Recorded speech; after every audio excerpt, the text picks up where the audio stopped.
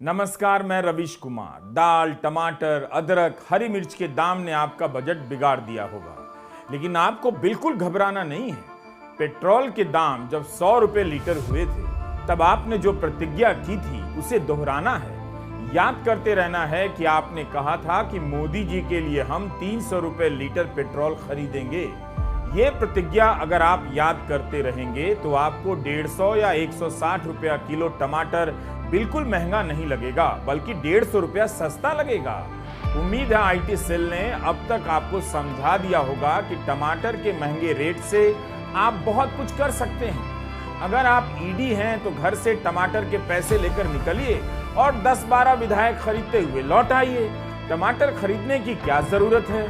अगर आप गोदी मीडिया के एंकर हैं तो टमाटर खरीदने के पैसे से विदेश जाने के टिकट खरीद लीजिए और वहां के मॉल में जाकर साबित कर दीजिए कि भारत का टमाटर अमेरिका से सस्ता है और अमेरिका में भारत का नाम हो रहा है। आप लोग टमाटर ज्यादा ना करें, मगर ध्यान रहे, टमाटर खरीदने के पैसे आप किसी भी सूरत में हाउसिंग सोसाइटी के अंकिल के हाथ में नहीं देंगे। ये पक्का आदि पुरुष के 2 टिकट खरीद लाएंगे और टमाटर नहीं लाएंगे। गोदी मीडिया का एक एंकर आपको समझाने आ जाएगा कि टमाटर का महंगा होना भारत के लिए बहुत फायदेमंद है और महाराष्ट्र में अजीत पवार का उप मुख्यमंत्री बनना किरीट सोमैया के लिए बहुत फायदेमंद है। केवल टमाटर ही है जो किरीट सोमैया से आपका फोकस हटा सकता है और पीयूष गोयल के इस बयान पर फोकस ला सकता है, जब मंत्री जी ने कहा है कि टमाटर के दाम का जो राष्ट्रीय औसत है वो पिछले साल के बराबर है। आलू और प्याज के दाम नियंत्रण में हैं। राष्ट्रीय औसत निकालेंगे तो टमाटर 46 रुपए किलो मिल रहा है, मगर अपने मोहल्ले के ठेले पर जाएंगे तो टमाटर 130 रुपए किलो मिल रहा है। आगे से जब भी कोई चीज महंगी लगे उसका राष्ट्रीय औसत निकाल लीजिए, सस्ती लगेगी। जब आप आईटी सेल से इतिहास समझ सकते हैं तो मंत्री जी टमाटर के दाम जब समझा रहे हैं तो क्यों नहीं समझ सकते हैं? आप बिल्कुल समझेंगे। आप अपनी जेब से 130 रुपए किलो टमाटर खरीद रहे हैं। किसी जगह इसका रेट 120 रुपए भी है, कहीं 140 रुपए भी और कहीं 150 और 160 रुपए किलो भी है, मगर मंत्री जी राष्ट्रीय औसत के हिसाब से बता रहे हैं, यानी 46 रुपया किलो का भाव है।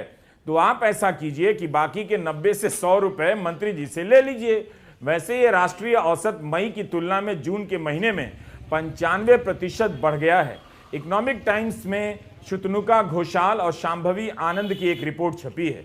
3 जुलाई को दिल्ली की आजादपुर मंडी में टमाटर 130 रुपए प्रति किलो था। उसके 3 दिन पहले टमाटर के दाम 100 रुपए किलो थे। इकोनॉमिक टाइम्स की रिपोर्ट में यह चेतावनी भी दी गई है कि व्यापारियों के अनुसार रिटेल कीमतें 170 से 180 रुपए प्रति किलो भी पार कर सकती हैं। 200 के पार जाने का अंदेशा भी है। दिल्ली में लाल मिर्च 320 रुपए किलो से लेकर 380 रुपए किलो मिल रही है। हरी मिर्च 120 रुपए किलो से लेकर 140 रुपए किलो है। जीरा 700 से 800 रुपए किलो है। दाल भी महंगी हो गई है और छौंक लगाने के लिए जीरा का भी वही हाल है। धनिया 125 रुपए किलो है और 40 रुपए किलो बिकने वाली घिया 60 रुपए किलो हो गई है। कर्नाटक में भारी बारिश और मणिपुर में हिंसा के कारण अदरक की आपूर्ति प्रभावित हुई है। इस कारण पिछले महीने अदरक 200 रुपए किलो था, इस समय 320 रुपए तक पहुंच गया है। दिल्ली में एक जगह अदरक का रेट 280 रुपए प्रति किलो भी मिला। कोलकाता में अदरक और हरी मिर्च 350 रुपए प्रति किलो पर मिल रहे हैं। सरकार ने 12 लाख टन तूर दाल के आयात का फैसला किया है। पिछले साल के मुकाबले तूर दाल की औसत कीमत में 25% की बढ़ोतरी हुई है। इस समय 128 रुपए प्रति किलो से अधिक है। इसमें बड़ा मसला है घरेलू उत्पादन में कमी। दूध भी थोड़ा महंगा हुआ है और गैस का सिलेंडर थोड़ा सा ही महंगा हुआ है। यही करते करते न जाने कितनी बार अलग अलग समय में अलग अलग आइटम महंगे होते चले गए और आपकी जेब से पैसे निकलते चले गए। सब्जी महंगी होनी ही थी। जब विधायक इतने सस्ते हो जाएंगे तो वे कितने में गए कौन पूछेगा। बहुत से लोग अपना बहुत कुछ बचाने के लिए भी गए हैं। ऐसी अटकलें चल रही हैं।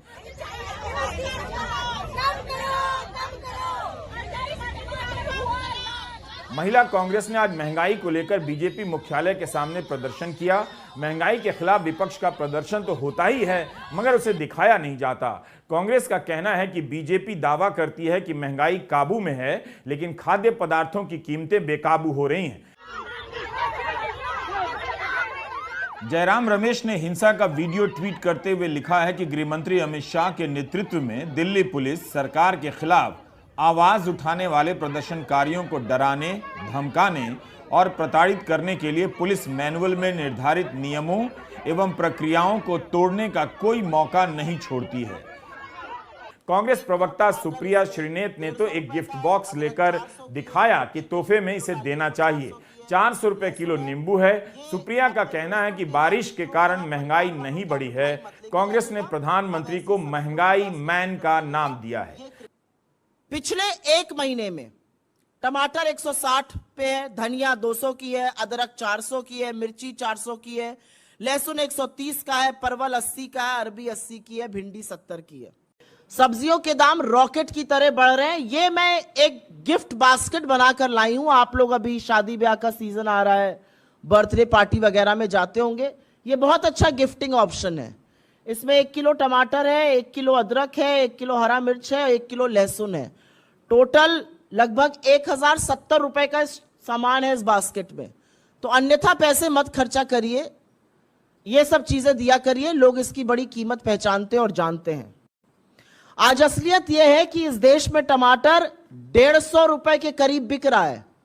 तो जो लहसुन प्याज नहीं खाते, अब आपको हो सकता है समझाएं कि हम टमाटर भी नहीं खाते हैं। अदरक ने तो ट्रिपल सेंचुरी लगा दी है। नींबू, मेरा पैसा खत्म हो गया, मुझे नींबू नहीं मिला था। 400 रुपए पार नींबू है। 400 रुपए की वो हरी मिर्च मिल रही है, जो कभी हरी धनिया और मिर्च सब्जी वाला फ्री में डाल देता था सब्जी के थैले में। ये सिर्फ बारिश के कारण सीजनल नहीं है।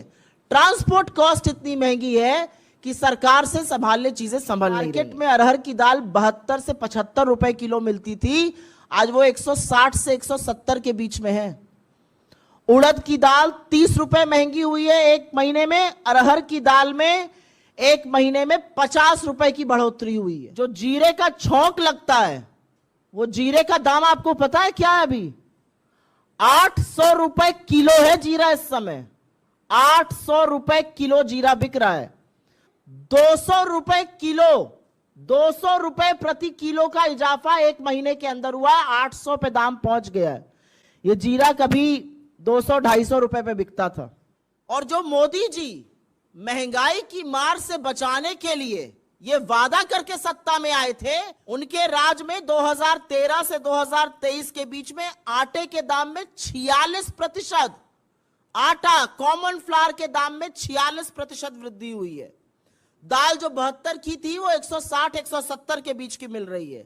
सरसों का तेल 90 से दोगुना होकर 185 पार कर चुका है। महंगाई साल में कितनी बार आती है, जाती है और आपकी जेब खाली कर चली जाती है। Centre for monitoring Indian economy का नया डेटा आया है। इस साल गांवों में बेरोजगारी की दर तीसरी बार 8% हो गई है। यह बहुत ज्यादा है। बेरोजगारी और ऊपर से महंगाई। आर्थिक मुद्दों का हाल आप जानते हैं, बस अखबारों में आपकी जेब का हाल नहीं छपता। 80% भारतीय पर इस महंगाई का कितना दबाव पड़ता होगा, अंदाजा लगा सकते हैं। विदेश मंत्री जयशंकर ने कहा कि अच्छी विदेश नीति के बिना पेट्रोल और महंगा होता। यानी आप जो 100 रुपए लीटर पेट्रोल खरीद रहे हैं, क्या वो अब सस्ता माना जाए? उन्होंने कहा कि अच्छी विदेश नीति ना होती तो खाने के तेल के दाम और ज्यादा होते। आप जो अगला आईफोन खरीदते वो और महंगा होता। माने इनकी विदेश नीति ना होती तो क्या पता पेट्रोल 500 रुपए लीटर मिल रहा होता। तो सोचिए 400 रुपए बच ही गए इनके हिसाब से, तो इतने में 2 किलो टमाटर तो आ ही जाएगा। टमाटर कहां महंगा हुआ है? मान लीजिए एक मंत्री राष्ट्रीय औसत के हिसाब से समझा दे रहे हैं, तो एक मंत्री बता रहे हैं कि विदेश नीति अच्छी थी, वरना पेट्रोल के दाम और भी ज्यादा हो सकते थे। अजीब अजीब तरह के तर्क दिए जा रहे हैं। आप कंगाल हो रहे हैं और आपको समझाया जा रहा है कि आप मालामाल हो रहे हैं। महाराष्ट्र के उप मुख्यमंत्री देवेंद्र फडणवीस का बयान है कि बेरोजगारी और महंगाई की बात करना फैशन हो गया है। फैशन यह नहीं है, फैशन तो ये हो गया कि अजित पवार को महाभ्रष्ट बताते रहे और उन्हीं को अपनी सरकार में उप मुख्यमंत्री बना देते हैं। बात सही है, जब बात बात में धर्म की सप्लाई हो रही है तो महंगाई का ध्यान आपको कैसे आ रहा है?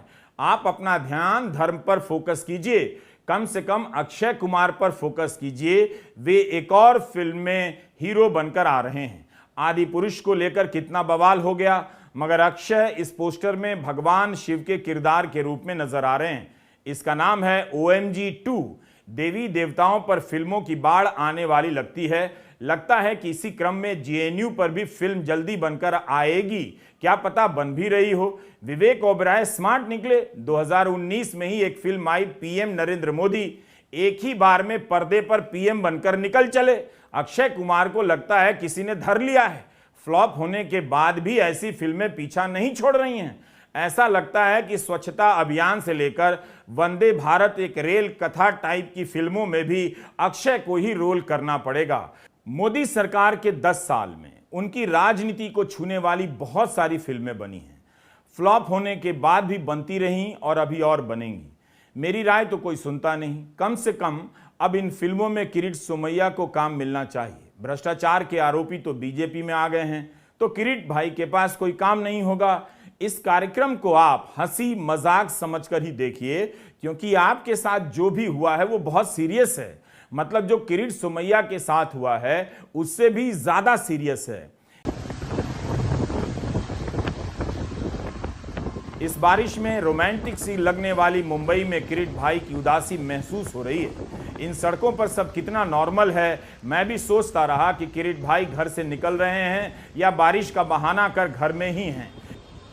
यह मत समझिएगा कि इंडिगो का यह जहाज किरीट सोमैया को देखते ही बैक गियर में भागने लगा है। ना, ये तो बस रूपक भर है। भारत में करप्शन से लड़ने वाले इस फाइटर का हाल प्राइवेट जेट की तरह हो गया है, जो दिन भर हैंगर पर खड़ा खड़ा बाकी विमानों को निहारता रहता है। किरीट भाई बीजेपी छोड़कर जा भी नहीं सकते।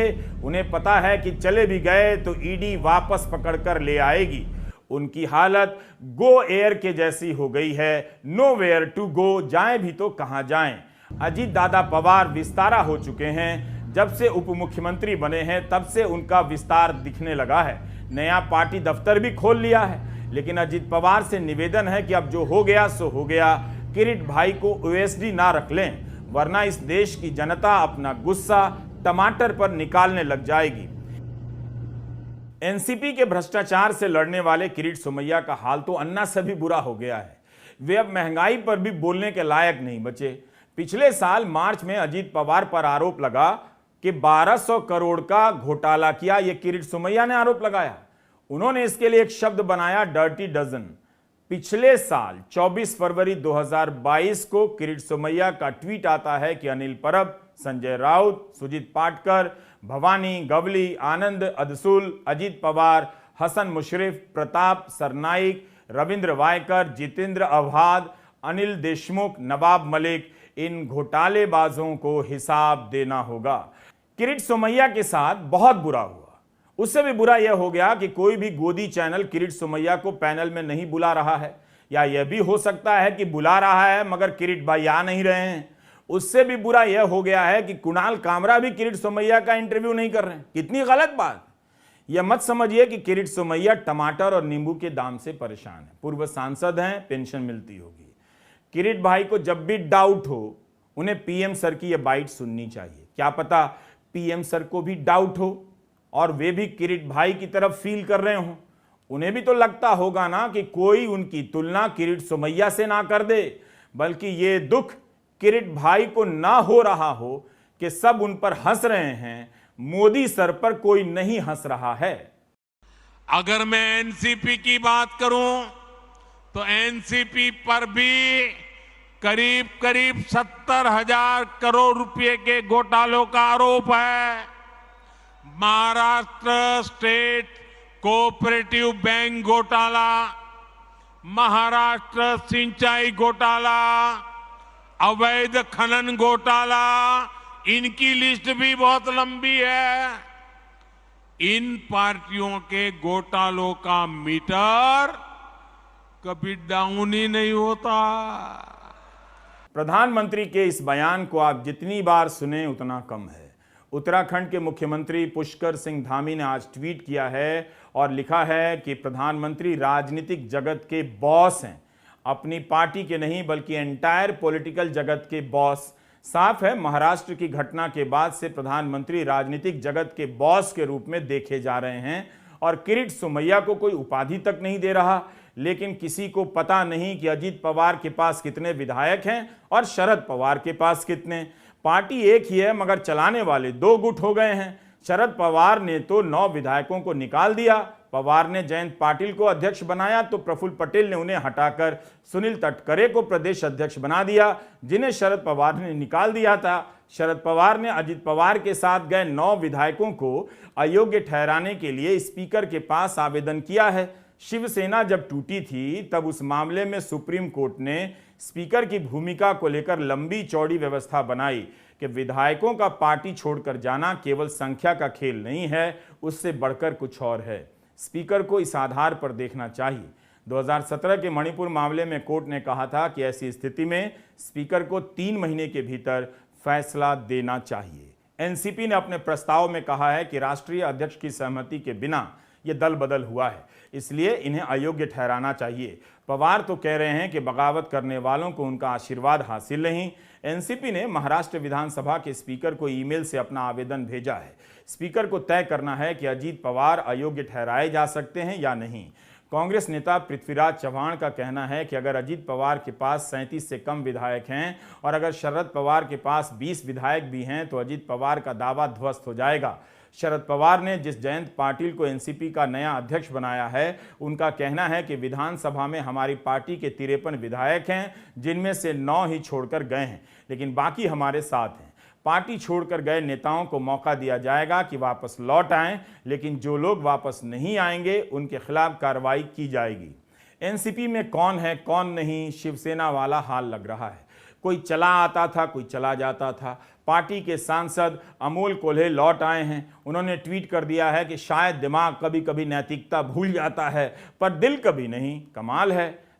#मी साहिबा सोबत, यानी मैं साहब के साथ। इसी तरह वाई से विधायक मकरंद पाटिल के लौटने की खबरें भी चल रही हैं। बताइए, अजीत पवार उप मुख्यमंत्री बन गए हैं, इधर हैशटैग चल रहा है मैं साहब के साथ। महाराष्ट्र की जनता उदास है कि उसके वोट का कोई मोल नहीं रहा, लेकिन खबरों में पढ़ने को मिल रहा है कि एनसीपी के कई विधायक अपने समर्थकों से फीडबैक लेने वाले हैं, तब फैसला करेंगे। 1 साल में शिवसेना टूट गई, एनसीपी टूट गई, लेकिन महाराष्ट्र कांग्रेस क्यों नहीं टूटी? क्या टूटने वाली है? राजनीतिक जगत के बॉस ने कोशिश नहीं की या कोशिश के बाद भी पार्टी नहीं टूटी? इधर कांग्रेस ने यह फोटो लॉन्च कर दिया है, प्रधानमंत्री के चेहरे वाला डिटर्जेंट। इसका दाम नहीं है और कोई ऐसा हिम्मत वाला भी नहीं है कि प्रधानमंत्री का फोटो लगाकर एक डिटर्जेंट बना ही दे। एक और पोस्टर में कांग्रेस ने दिखाया है कि प्रधानमंत्री भ्रष्ट लोगों को वॉशिंग मशीन में फेंक रहे हैं और ये लोग सफेद बनकर निकल रहे हैं। ऐसा ही कभी ममता बनर्जी ने किया था। मंच पर मशीन ले आई और काले कपड़े डालकर सफेद निकालकर दिखाती रही कि बीजेपी के वॉशिंग मशीन में सारे भ्रष्टाचारी ईमानदार होकर निकलते हैं। उधर भारत चीनी मुद्रा में रूस को भुगतान करने लगा है। पिछले साल यूक्रेन युद्ध के बाद से भारतीय रुपए को लेकर खूब राष्ट्रवादी जुनून पैदा किया गया कि भारत सुपर पावर बन गया है, डॉलर में नहीं अब रुपए में भुगतान करेगा। चैनलों पर चलने लगा कि भारत ने डॉलर के खिलाफ लड़ाई शुरू कर दी है। 18 देशों के साथ करार किया है। इसे बहुत बड़ा कदम बताया गया।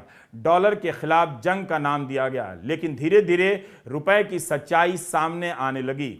इसी 7 जून को आरबीआई के पूर्व गवर्नर सी रंगराजन का बयान आया कि भारतीय रुपए को कोई लेने वाला नहीं है। इस वक्त रुपए का अंतर्राष्ट्रीयकरण संभव नहीं है। अब मीडिया में रिपोर्ट छपी है कि रूस के साथ डॉलर में व्यापार करने में परेशानी हो रही है। आज खबरें छपी हैं कि भारत रूस को चीनी मुद्रा युआन में भुगतान करेगा। अब गोदी मीडिया क्या करेगा? आप क्या करेंगे? जो सरकार डॉलर से छुटकारा पाने निकली थी, उसने चीन की मुद्रा युआन को गले लगा लिया है।